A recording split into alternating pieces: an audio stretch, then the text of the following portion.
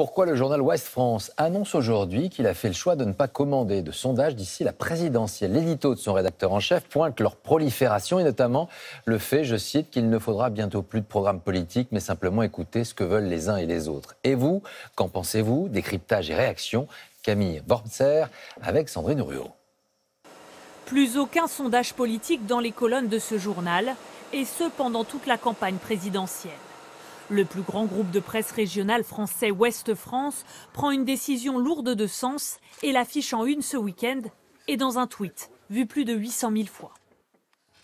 Ouest France ne participera pas à la grande manip, ne réalisera aucun sondage politique avant la présidentielle et évitera de perdre du temps à commenter ceux des autres.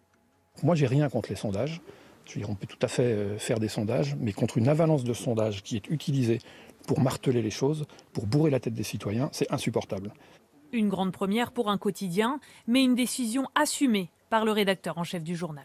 Quand je vois que des partis politiques ont eu l'idée, ont pensé à un moment donné désigner leurs candidats à partir de sondages, je pense que c'est effectivement extrêmement inquiétant et que ça en dit long sur les dérives de notre système politique qui est fatigué. Une opinion partagée par de nombreux Rennais, interrogés cet après-midi.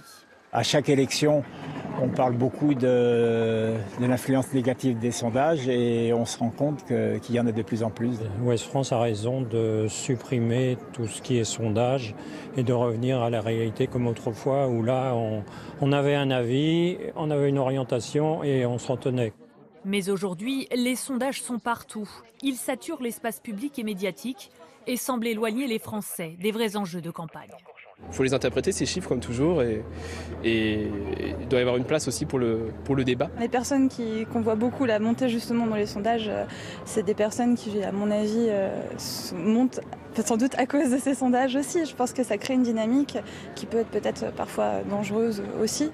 De leur côté, les instituts de sondage plaident non coupables.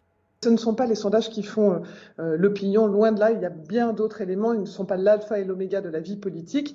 Il y a évidemment, par exemple, les meetings, il y a les militants sur le terrain, il y a les réseaux sociaux. Donc les sondages, non, ne sont pas ceux qui déterminent la réalité de ce que vont penser les gens au moment de voter. À seulement 7 mois de l'échéance présidentielle, la guerre des chiffres est bel et bien déclarée.